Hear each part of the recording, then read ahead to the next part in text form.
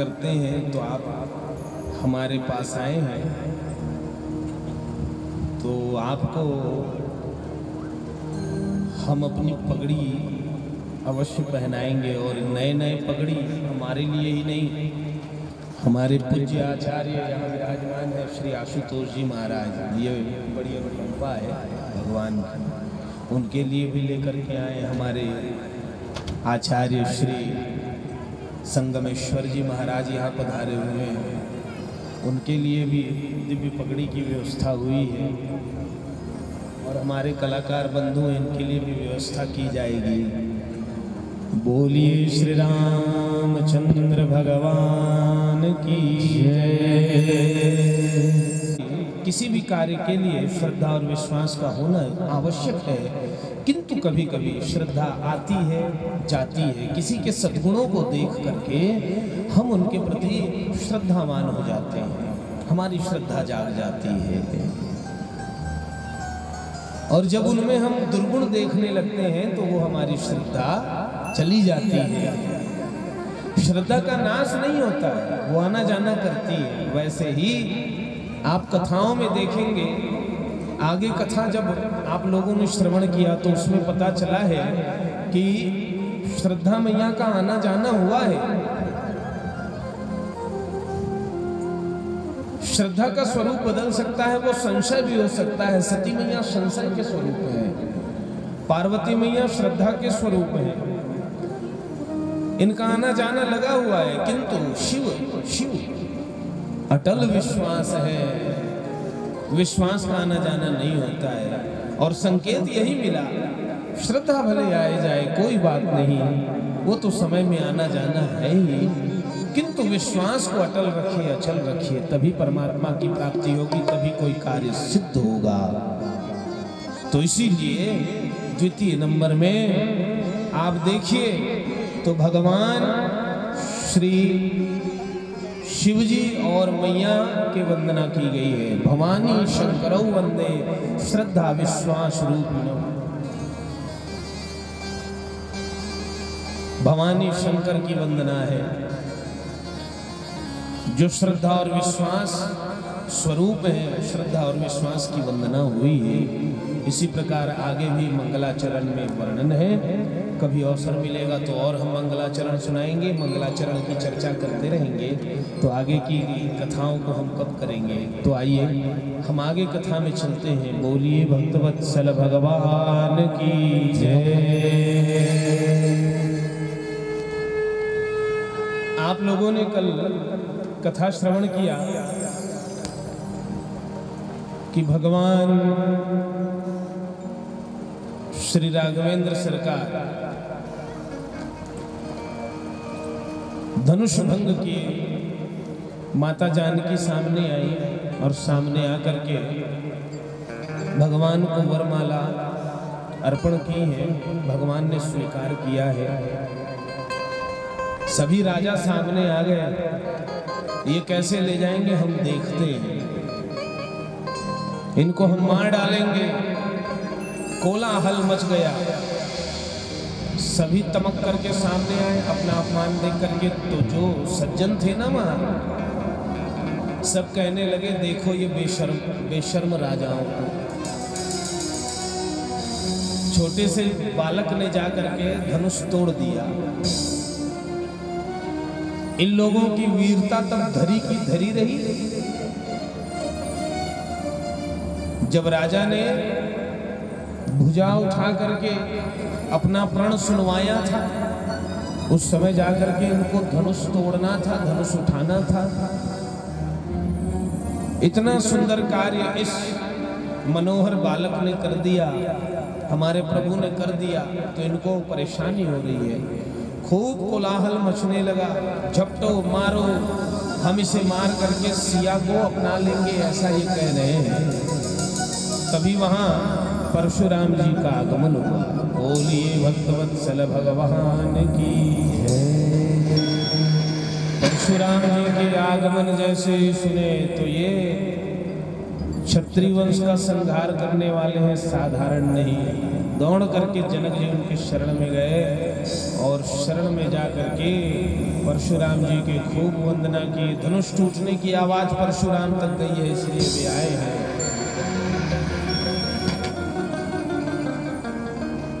जैसे सूर्य नारायण को देख करके अंधकार छिप जाते हैं, ऐसे ही जितने दुष्ट राजा थे उस सभा में जो आए हुए थे सभी छिप गए, लुक गए। विचित्र स्वरूप है श्री परशुराम जी की। यज्ञोपवीत धारण किए हुए, हाथ में फरसा है, धनुष और तरकस शोभायमान है। धनुष और तरकस की शोभा बढ़ गई है, परशुराम जी धारण किए।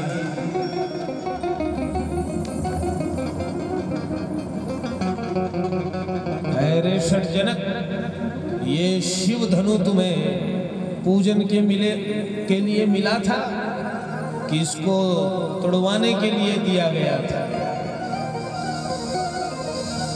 जो धनुष को तोड़ा है मेरे सामने आए।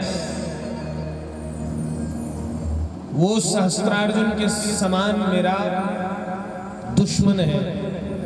तो लक्ष्मण जी सामने आए और लक्ष्मण जी कहने लगे, विप्रवर प्रणाम स्वीकार करें। देखने में तो आप विप्रवर लगते हैं, आपके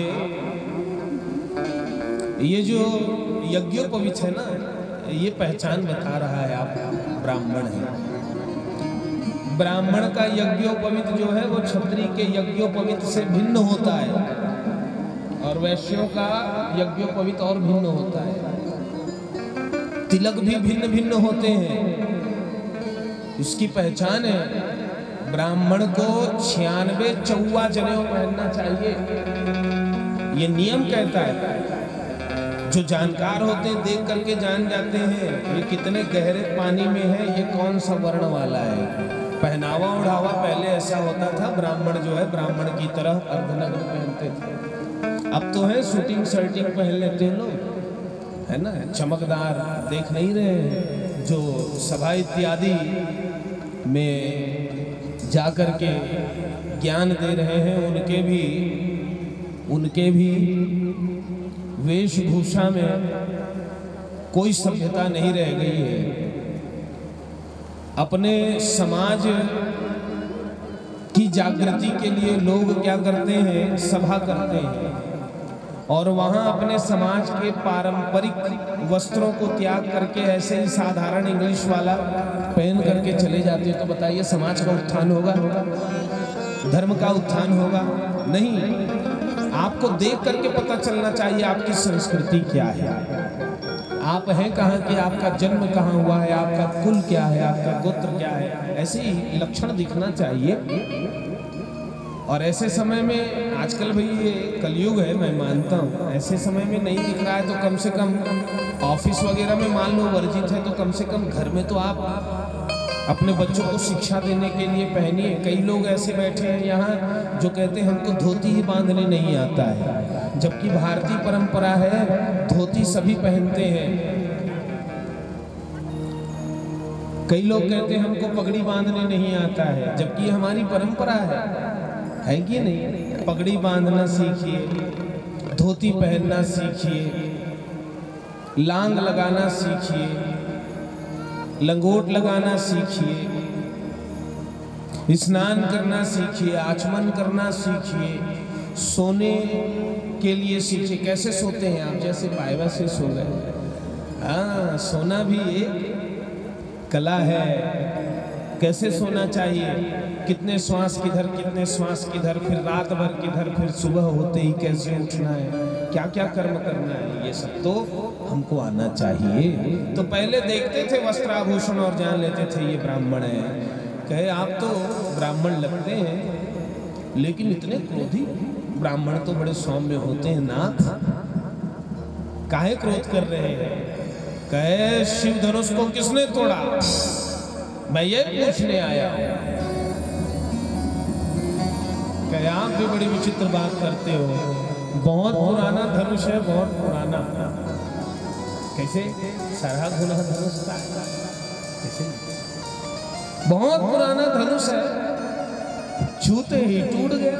हमारे भैया ने इससे पहले बहुत बड़े बड़े धनुष और धनु ही तोड़े हैं खेल खेल। वे धनुष और धनु ही टूटे तब तो आप आए नहीं। ये धनुष में क्या विशेष लगाव है आपके, क्या ममता है? कहे साधारण धनु ही की तरह उस धनुष को समझता है।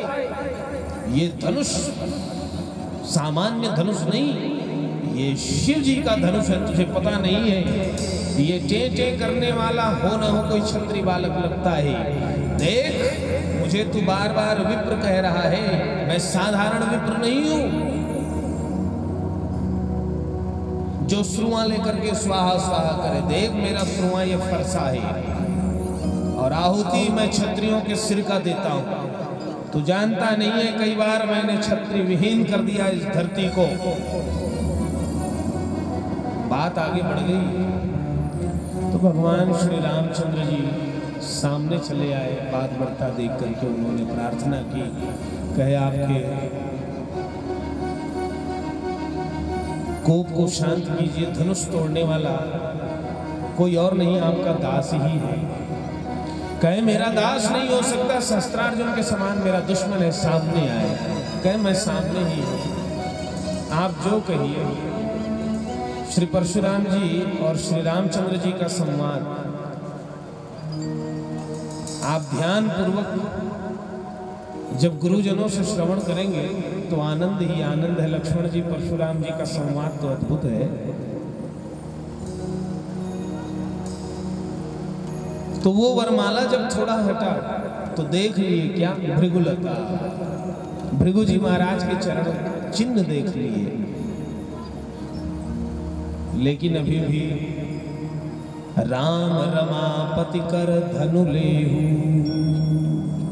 खींचई चाप मिटई संदेहु। ये लो मेरा धनुष, इसमें चाप चढ़ा दोगे तो मैं जान लूंगा कि राम आ गए हैं। परशुराम का कोई काम नहीं। अपने आप सब देखते रह गए, अपने आप वो धनुष भगवान श्री रामचंद्र जी तक पहुंच गया, उनके हाथ में पहुंच गया और वो चाप चढ़ा दिए। तब तो परशुराम जी बड़े प्रसन्न हो गए, मुस्कुरा उठे और भगवान के बार बार विनती करने लगे, मुझे क्षमा करना, हे राम लखन आप दोनों मुझे क्षमा करना। राम यहाँ आ गए हैं, परशुराम का यहाँ कोई काम नहीं। कहे भगवान 12 कला अवतारी हैं श्री रामचंद्र जी, 12 कला अवतारी, और 4 कला अवतारी हैं श्री परशुराम जी। 16 कला का होना आवश्यक है, इसलिए अपने 4 कला को परशुराम जी ने श्री रामचंद्र जी को दे दिया और वे महेंद्र पर्वत की ओर निकल पड़े तपस्या करने के लिए। बोलिए भक्तवत्सल भगवान की जय। सियावर रामचंद्र शंकर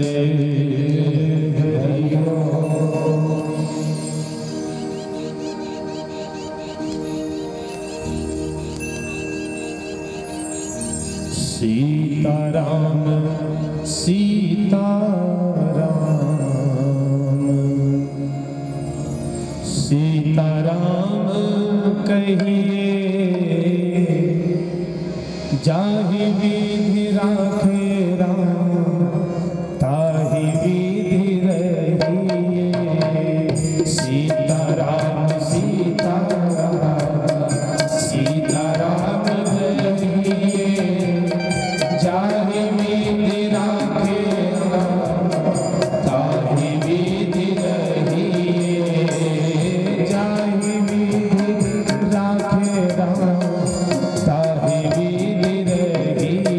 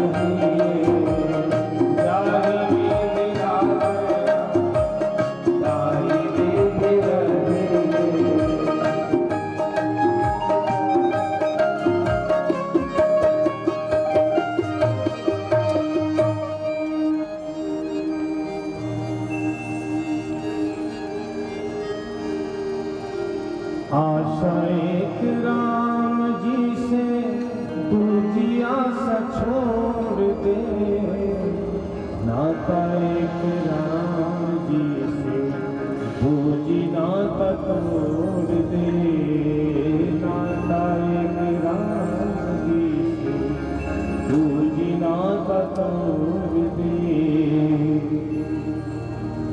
साधु संग राम अंग अंग रंगिए, जाहि विधि राखे राम, ताहि विधि रही। गाइए। सीताराम सीताराम सीताराम कहिए, जाहि विधि राखे राम, ताहि विधि रही। गाइए। सीताराम सीताराम सीताराम कहिए, जाहि विधि राखे राम, ताहि विधि रही। जाहि विधि राखे राम, ताहि विधि रही। जाहि विधि राखे राम, ताहि विधि रही। बोलिए भक्तवत्सल भगवान की जय। शतानंद जी सामने आए, शतानंद जी सामने आए। शतानंद जी महाराज मंगलाचरण करने लगे, मंगल गीत गाने लगे, बधाइयाँ होने लगी हैं। सभी पुर के नर नारी, मिथिला नगरी आज निहाल हो गई। सभी हर्षित हुए। शतानंद जी ने कहा, विश्वामित्र जी ने कहा कि जनक जी महाराज अब विधिवत इनका विवाह कराएंगे। जयमाला डाल दी मतलब विवाह हो गया, लेकिन लोक शिक्षण बहुत आवश्यक है। जो हमारे बड़े बुजुर्ग कार्य करते हैं ना, वही हम करते हैं। तो लोक रीति लोक पद्धति आवश्यक है। चलो दूत को भेजा जाए, दशरथ जी महाराज को खबर दिया जाए, वे बारात लेकर के यहाँ आएंगे। दूत को भेजा गया, एक दूत जाकर के राजा दशरथ के दरबार में जब वचन सुनाए तो सभी मंत्री बड़े हर्षित हो गए। राजा सरकार बड़े हर्षित हो गए, चिट्ठी लेकर के सीधा पहुंच गए अपने धर्मपत्नियों के पास, उनको खबर सुनाए। और यहाँ भी अब मंगलाचार होने लगा, बारात सजवाया जाए, नाना प्रकार के हाथी तुरग मंगाए गए, उन्हें सजाया गया। सभी भगवान श्री रामचंद्र जी के बारात जाने के लिए बड़े उत्साह में हैं। कोई नगर में रहना नहीं चाहता, सभी जनकपुर दर्शन करना चाहते हैं, सभी भगवान श्री रामचंद्र जी को दुल्हा रूप में देखना चाहते हैं।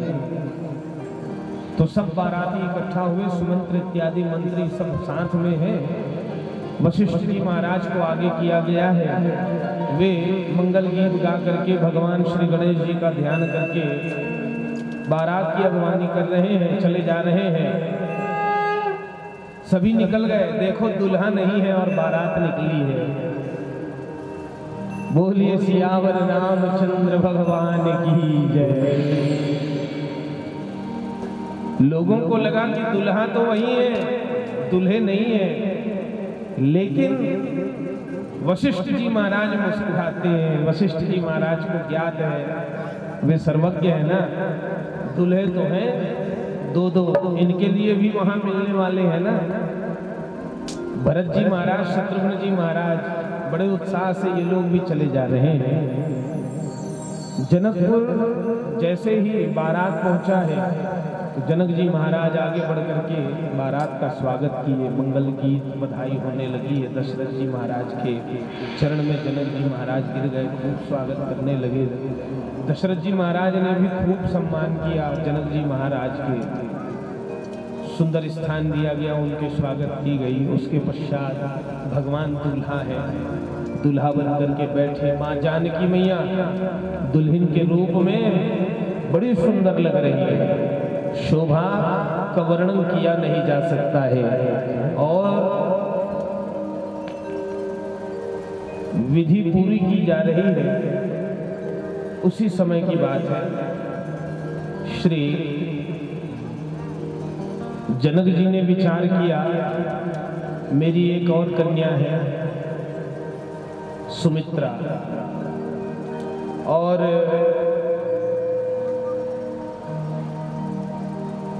दो और कन्या हैं घर में, मांडवी, श्रुतकीर्ति।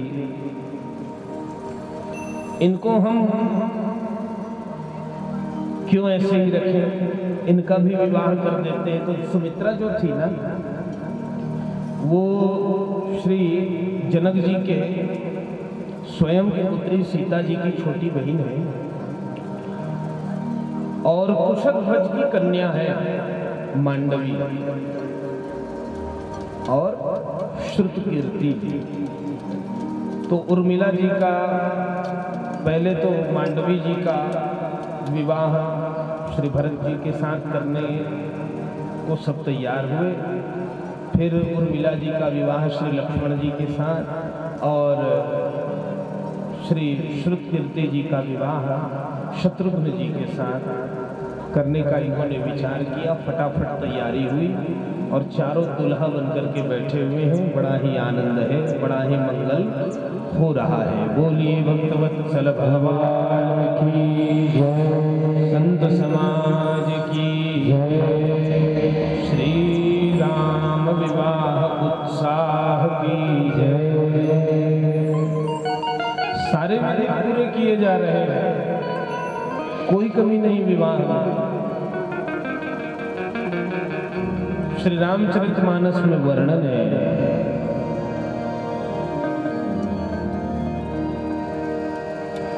जैसे रघुवीर ब्याह विधि बरनी, जैसे रघुवीर ब्याह विधि बरनी, सकल ब्याह तेरी करनी, सकल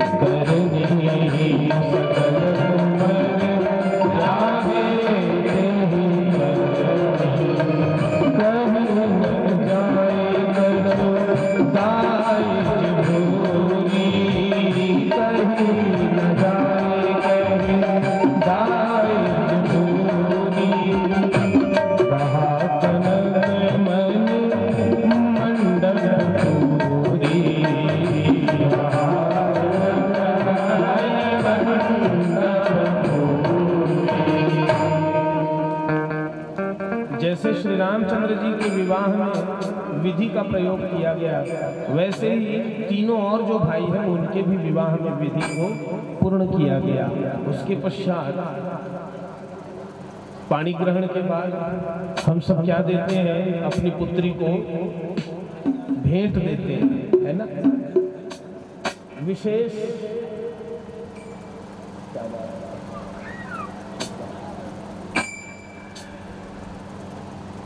जब हमारे घर में बिटिया का विवाह होता है तो हम लोग क्या क्या देते हैं, है? आप लोग तो जानते हैं, बताने की आवश्यकता नहीं है। और श्री सीता जी के विवाह की कथा आप लोग जब सुने तो आप लोगों ने भेंट भी दिया होगा, है ना, भगवान के लिए, सीता मैया के लिए। जहाँ जहाँ कथा होती है, चाहे श्रीमद् भागवत कथा हो, श्रीमद् भागवत कथा है तो रुक्मिणी मैया को बेटी मान करके लोग दान करते हैं, और श्री राम कथा होती है तो सीता मैया को बेटी जान करके सब दान करते हैं। वस्त्र, आभूषण, नाना प्रकार के जो पात्र इत्यादि होते हैं, उनके चरण पादुका, स्वर्ण चांदी के आभूषण सभी दान करते हैं।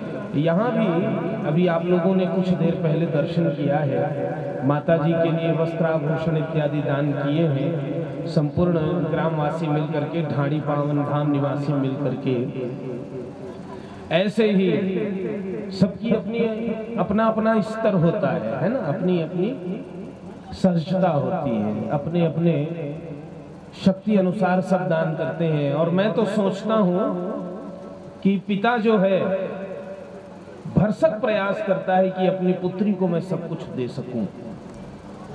जीवन में वो जितना भी कार्य करे उसमें सबसे महत्वपूर्ण कार्य वो समझता है अपनी पुत्री का विवाह करना। और पिता पूर्ण प्रयास करता है कि मेरी बिटिया सुखी रहे और मेरी मर्यादा रह जाए। धन्य है वो माता पिता जो पुत्री उत्पन्न करते हैं और अपने उस कलेजे को टुकड़े को दान भी कर देते हैं। जिसके जितने ज्यादा पुत्री वो उतना ही सौभाग्यवान कहा गया है। जितने ज्यादा पुत्री उतना ही वो सौभाग्यवान कहा गया है। हमारे माता पिता के तो 7 पुत्री हैं, हमारे दीदी लोग 7 हैं। ये परम सौभाग्य है, क्योंकि दान करने का उन्हें बार बार अवसर मिलता है। कन्यादान का बड़ा महत्व है। कन्यादान अवश्य हो जीवन में। और कहा जाता है कि जिनके कन्या नहीं ना, उनका आंगन जो है वो कुंवारा रह जाता है। इसीलिए दूसरे की बेटी को ला करके फिर वो कन्यादान वहां से करते हैं। हाँ, उस भूमि की सार्थकता तभी है भैया जब उस भूमि में कन्या का दान कर दिया जाए। हाँ, ये नियम है। तो जनक जी महाराज के पास तो अकूट संपदा है। क्यों? क्योंकि साक्षात लक्ष्मी वहां छल रूप बना करके हैं। छल से सीता बनी है कि नहीं लक्ष्मी मैया? असली स्वरूप तो लक्ष्मी मैया का है। तो लक्ष्मी मैया जहां साक्षात विराजमान है छल रूप से, बताइए वहां लक्ष्मी संपदा की कोई कमी होगी? खूब दान दक्षिणा दिए, दान दक्षिणा में कोई कमी नहीं की। नाना प्रकार के दहेज उनको दान कर रहे हैं। गाया गया, कहीं न जाए कछु दाइज भूरी, कहीं न जाए कछु दाइज भूरी, रहा कनक मणि मंडप भूरी, रहा कनक मंडप भूरी, रहा कनक मणि मंडप भूरी, रहा कनक मणि मंडप भूरी।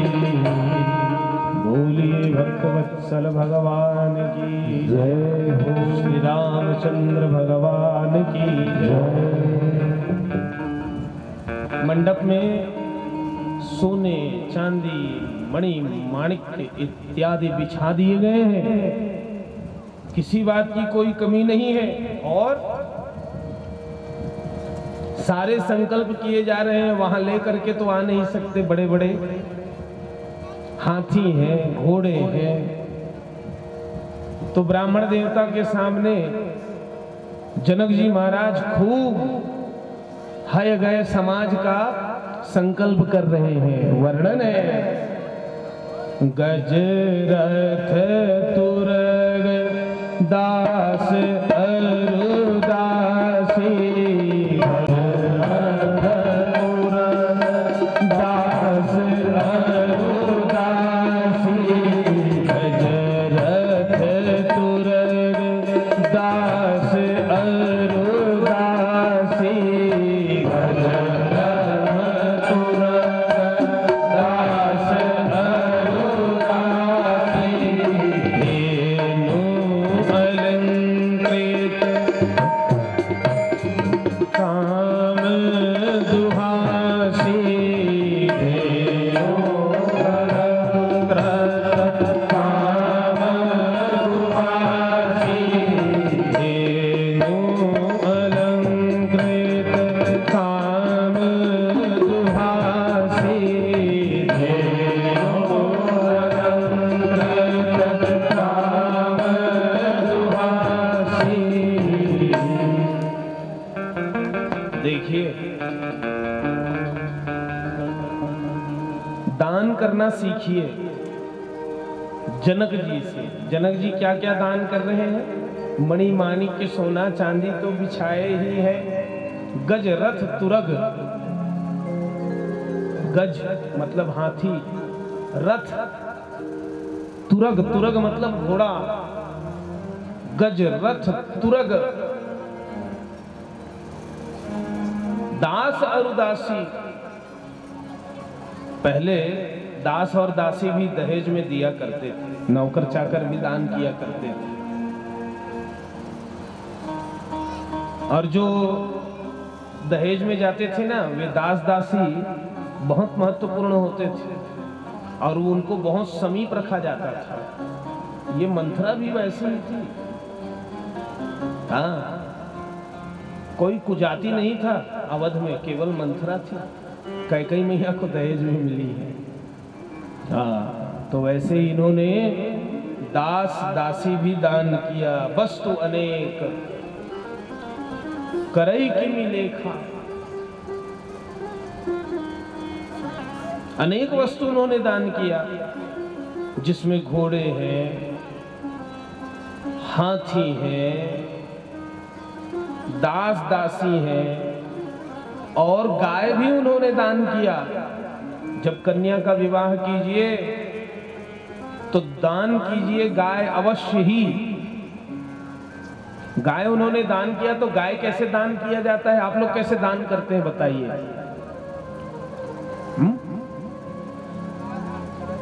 गैया मैया को ले आए और गैया मैया को ला करके संकल्प कर दिए। ऐसे नहीं, गाय मैया को खूब सजाइए, खूब सजाया जाता है। सोने को सींग में मढ़ दीजिए और खुर में चांदी, नाना प्रकार के वस्त्र आभूषण से उनको सजाइए।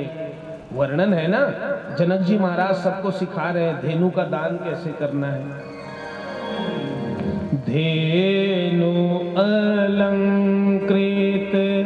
काम दुभाषी, धेनु अलंकृत काम दुभाषी, धेनु अलंकृत काम दुभाषी, धेनु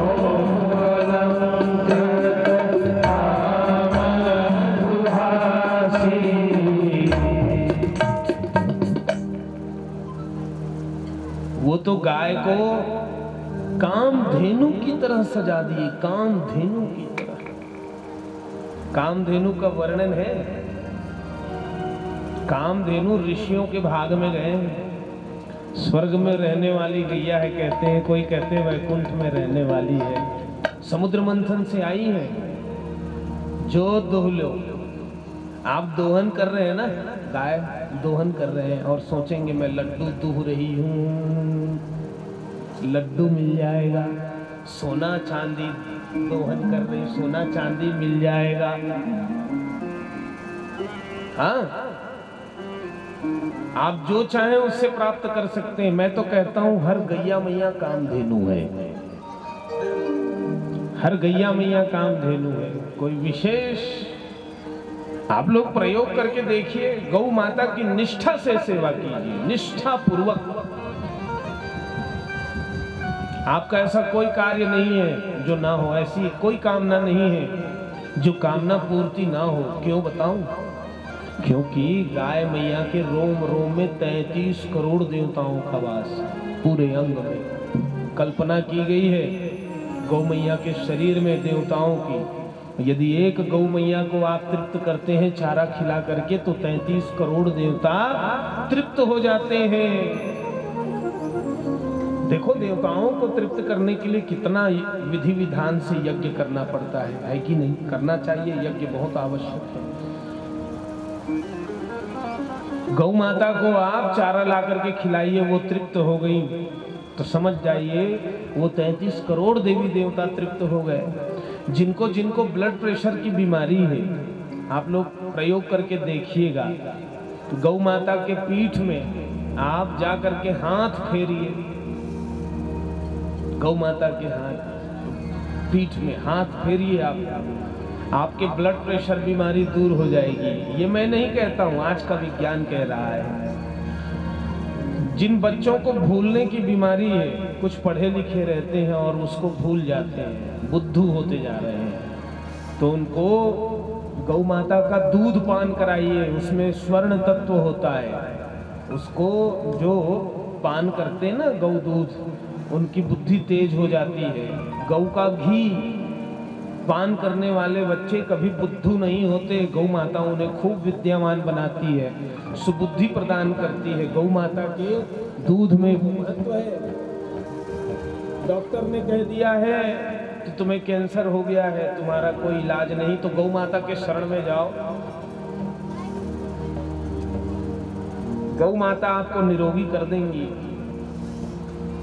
गौ माता के मूत्र में कैंसर दूर करने वाले तत्व हैं। गौ माता के श्वास प्रश्वास हर चीज, गौ माता के यहाँ तक दर्शन भी बहुत आनंदकारी, बहुत पुण्यकारी है। और जिनके घर में गाय नहीं ना,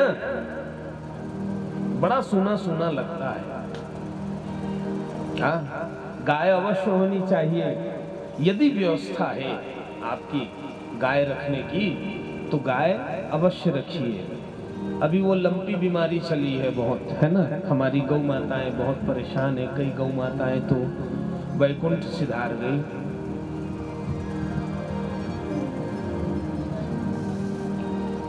तो यहाँ मैं आया तो एक सज्जन आए मेरे पास। ज्यादा किसी का नाम लेना भी ठीक नहीं होता है। बोलिए भक्तवत्सल भगवान की जय। कहे गुरुजी, मैंने कहा हाँ, यहीं की बात है। मैंने कहा हाँ। कहे लंपी में मेरे 2 गाय चल बसे, घर सुना सुना लगता है महाराज जी। मैं 2 गाय लेकर के आना चाहता हूँ। आप देखिए, मुहूर्त देखिए। मैंने उनके मन को रखने के लिए कहा हाँ भैया मैं मुहूर्त देखता हूँ। मैं भीतर गया, बाहर आया। मैंने कहा भैया आप कब लाना चाहते हैं गौ माता को? कहे कल लाना चाहते हैं। मैंने कहा हाँ मुहूर्त है। तो उन्होंने पूछा कि परसों? मैंने कहा हाँ मुहूर्त है। कहे महाराज जी आप बिना देखे बोलते हैं क्या? मैंने कहा माँ को घर में लाने के लिए आप मुहूर्त देखोगे क्या? वो तो माँ है हमारी, उसमें क्या मुहूर्त? लेकिन आप लोगों की श्रद्धा है, बड़ी श्रद्धा है, जो ब्राह्मणों से आज भी मुहूर्त पूछते हैं। ये आपकी विनम्रता है और ये आपके धर्म के प्रति जागृति का प्रत्यक्ष प्रमाण है, ये लक्षण है। ऐसी लक्षण होनी चाहिए। हाँ, हमारे भीतर हमारे बड़े बुजुर्ग ब्राह्मणों को पूछ करके कार्य करते थे। जो जानकार है, नक्षत्र इत्यादि की गणना करने में कुशल हैं, जरूर उनसे मुहूर्त पूछिए। बार बार बात पर मुहूर्त पूछिए। कोई भी कार्य कर रहे हैं, मांगलिक कार्य कर रहे हैं, चाहे वो आवश्यक कार्य हो चाहे कुछ भी हो, अवश्य पूछिए। और उन्होंने गौ माता लेकर के आए। गौ माता का दर्शन हम आते जाते करते रहते हैं। बोलिए गौ माता की जय। गौदान का बड़ा महत्व है। जो गौदान करते हैं, है ना, जो गौदान करते हैं वे वैतरणी नदी से गौ माता के पूंछ को पकड़ करके आसानी से पार हो जाते हैं। भैया मैं कह रहा हूं, आप लोग अनुभव करके देखना। तो आप लोग ऐसा बोलोगे महाराज जी आप मरे हो क्या जिसमें बता रहे हो? भाई मैं मर जाता तो यहाँ बताने थोड़ी आता। कुछ बातों को समझना पड़ता है, कुछ बातों को समझना पड़ता है और विश्वास करना पड़ता है। हमारा धर्म जो है पूरा पूरा विश्वास पर ही आधारित है। यदि आप विश्वास नहीं करोगे तो आप धार्मिक नहीं हो सकते। विश्वास परम आवश्यक है।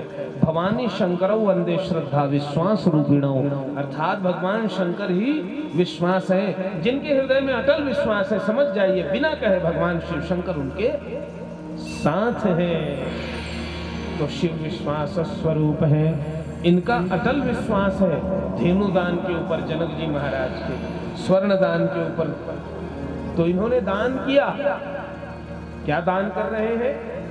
धेनु, और उसको अलंकृत करके उन्होंने दान किया। फिर आगे वर्णन है, अनेक प्रकार के वस्तुओं का उन्होंने दान किया। कोई कमी नहीं, कोई कसर नहीं छोड़े। फिर से जीवनार दिया गया। जीवनार में सब पहुंच गए, अब भोजन करेंगे भैया। वर्णन है श्री रामचरितमानस में बाबा गोसाई तुलसीदास जी महाराज लिखते हैं बड़े आनंद से, पुनि जेवनार भई बहु भांति, पुनि जेवनार भई बहु भांति, पटय जनक बुलाई बराती, पटय जनक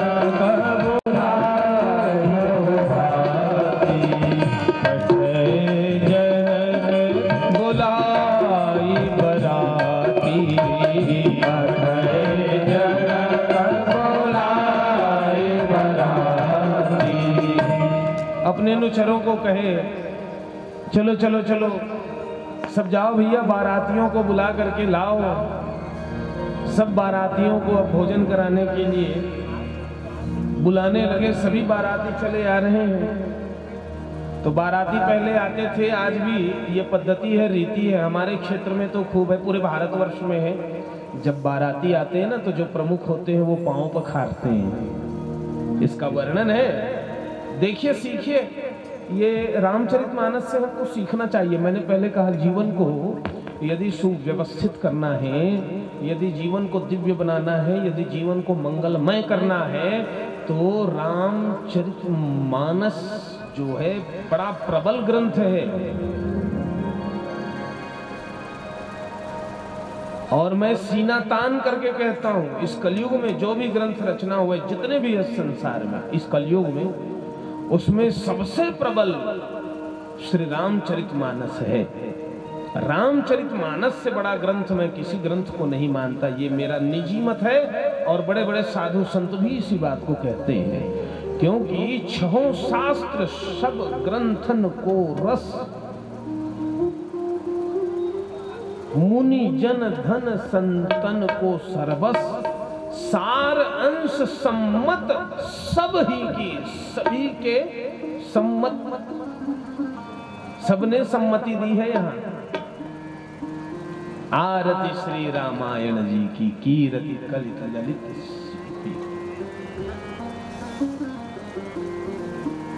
ये रामायण है, ये रामचरितमानस है। यहाँ सब कुछ हमको मिल रहा है सीखने के लिए। बारातियों के चरण पखारने का पहले नियम था, अब तो बाराती चरण पखारने का मौका ही नहीं देते हैं। वे तो रास्ते में ही उतर करके गड़बड़ करने चले जाते हैं। जगह जगह लिखा रहता है यहाँ दुकान खुला है, हाँ दुकान इधर है, वहीं चले जाते हैं आजकल के बाराती। ये अच्छी बात थोड़ी है, मांगलिक कार्य में आप गए हो और वहाँ दुकान इधर है, उसमें जा रहे हैं। मैंने देखा, भैया से मैं पूछ रहा था, ये क्या लिखा है, दुकान इधर है। कहे महाराज जी उसको मत पूछो आप, इसकी चर्चा ही नहीं होनी चाहिए हमारे जीवन में। बोलिए भक्त वत्सल भगवान की, है ना। जगह जगह व्यवस्था कर दी है, तो बाराती, जो बाराती गायब है ना, समझ जाओ वो ठेके पर, ऐसा कहते हैं। हाँ, ऐसा नहीं होना चाहिए। आप लोग सिखाइए अपने घर में कि देखो ये मांगलिक कार्य है, मंगल कार्य करने जा रहे हो, वहाँ ईश्वर का ध्यान करना, गणेश जी को मनाना, माँ जगदम्बिका जी को मनाना, भोले बाबा को मनाना, और वहाँ जो मंदिर हो वहाँ जा करके जरूर प्रार्थना करना, और आने के समय फिर उन देवी देवताओं से प्रार्थना करना जो उस ग्राम में बसते हैं, चलो हमारे साथ हमें छोड़ आना, ऐसा कहना। ऐसा कहते हैं और वही रीति थी। बस इसी प्रकार वर्णन है, सादर सबके पाय पखारे, सादर सबके पाय पखारे, जथा जोग पीढ़न बैठारे, जथा जोग पीढ़न बैठारे। सबका पांव पखारा गया और सबको पिढ़वे में बैठाया जा रहा है, आसन दिया जा रहा है। सभी आसन पा पा करके प्रसन्न है। आप लोग जब भोजन करते हैं तो पहले चरण धोते हैं ना, फिर आसन पाते हैं, आसन में बैठते हैं। वैसे ही सब बैठ रहे हैं। उसी समय जनक जी महाराज अपने कर्तव्य से चूकते नहीं। इतने बड़े राजा हैं जनक जी महाराज, बिल्कुल संकोच नहीं करते हुए अपने परम कर्तव्य जानते हैं। धोए जनक अवधपति चरना,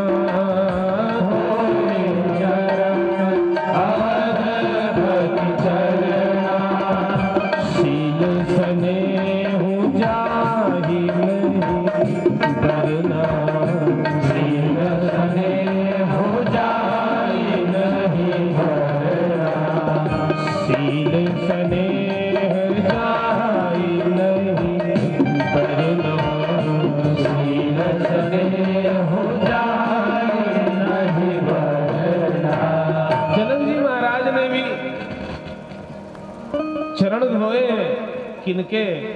सबसे पहले तो दशरथ जी महाराज का उन्होंने चरण धोया, क्योंकि वही वरिष्ठ है। वहां संबंधियों में सबसे वरिष्ठ वही है। और वशिष्ठ जी महाराज का स्थान तो आप लोग जानते ही हैं। तो सबसे पहले उन्होंने दशरथ जी महाराज के चरण धोए।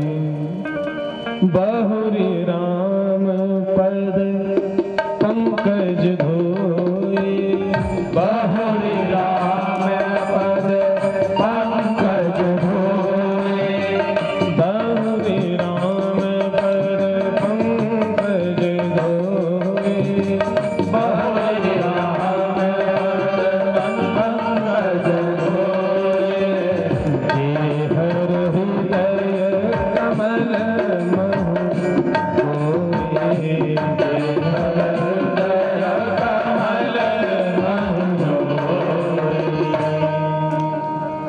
फिर भगवान श्री रामचंद्र जी के चरण को जनक ने धोया।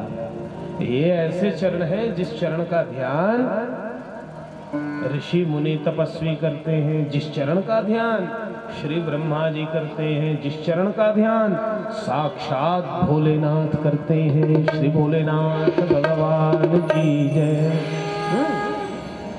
वही ये चरण है जिस चरण से गंगा जी प्रकट हुई हैं। यही वो चरण है जिस चरण से पत्थर की नारी तर गई। यही वो चरण है जिस चरण से तीनों लोक को भगवान नापते हैं। साधारण चरण नहीं है भैया। तो बहुरी राम पद पंकज धोए, जे हर हृदय कमल महु गोए। जो शंकर जी के हृदय में सदैव ध्यान रूप में बसते हैं, वही ये चरण है। जिस चरण को श्री जनक जी महाराज ने दशरथ जी महाराज के चरण पखारने के बाद पखार लिए, यही वो चरण है। तीनों भाई राम सन जानी, तीनों भाई राम सन जानी, होए चरण जनक निज पानी, होए चरण जनक निज पानी, होए चरण जनक निज पानी, होए चरण जनक निज पानी। भगवान के ही समान जान करके उनके तीनों भाई भरत जी महाराज, श्री लखनलाल जी और श्री शत्रुघ्न जी के भी चरण हमारे जनक जी ने धोया है। धन्य है जनक जी की भक्ति। पूरे राम परिवार के चरण धोने का उनको अवसर मिला है। चरण पखारने का अवसर, भगवान के चरण को बड़े ही धर्मात्मा महात्मा प्राप्त करते, कोई साधारण चरण को प्राप्त नहीं कर सकता। ये महिमा है भगवान के चरण की। जनक जी महाराज ने चरण धो लिया, उनको खूब आनंद की प्राप्ति हुई। फिर तत्पश्चात सब बैठ करके भोजन करने लगे। चलिए भोजन को भी सीख लेते हैं हम लोग, भोजन कैसे करना है। सब ध्यान से सुनिए और देखिएगा क्या लिखा है रामचरितमानस में। पंच कवल करी जेवन लागे, पंच कवल करी जेवन लागे, गाही गान सुनि अनुरागे, गाही गान सुनि अति अनुरागे, गाही गान सुनि अति अनुरागे, गाही गान सुनि अति अनुरागे, और पंच कवल जेवन लागे। पंच कवल का वर्णन है। आप लोग भोजन कैसे करते हो? थाली मिली शुरू, थाली मिली शुरू। कोई पूछता भी नहीं है कि भगवान के लिए भोग निकला कि नहीं निकला, भगवान को कुछ अर्पण किए कि नहीं किए, गौ माता के लिए दिए कि नहीं दिए। भोजन करने की विधि होती है। जो अपने लिए भोजन बनाता है ना, समझिए वो पाप भक्षण करता है। अपने लिए भोजन नहीं बनाना चाहिए। ये हमारी भारतीय परंपरा है। तो किसके लिए बनाना चाहिए? तो भगवान के लिए बनाना चाहिए। भगवान के लिए आप भोजन बनाएंगे तो भोजन में अशुद्धि नहीं रहेगी जी। भगवान को समर्पित कर दीजिए, उसके बाद उस प्रसादी को पाइए तो सारे उसमें जो दोष हैं उन दोषों को भगवान हर लेंगे भैया। हाँ, इसी को कहते हैं यज्ञ शिष्ट। यज्ञ शिष्ट खाने वाले कभी पाप के भागी नहीं होते, उनको दोष छूता नहीं है। तुम्हें निवेदित भोजन करही, प्रभु प्रसाद पट भूषण धरही। यही कहता है सिद्धांत। भगवान को पहले आप भोग लगाइए, दोष दूर हो जाते हैं। कितने दोष होते हैं अन्न प्राप्त करने में? बताइए कितने जीव जंतु मर जाते हैं, है कि नहीं? अन्न घर तक लाने में कितने सारे जीव जंतु होते हैं। जब आप खेती करते हैं तो वो हल से मर जाते हैं, दवाई से मर जाते हैं, पानी सींच रहे हैं, कभी कभी सूखा करना पड़ता है, भाग तो जीव मर जाते हैं। अभी देखो कितने सारे जीव जंतु मरे होंगे इस भूमि में।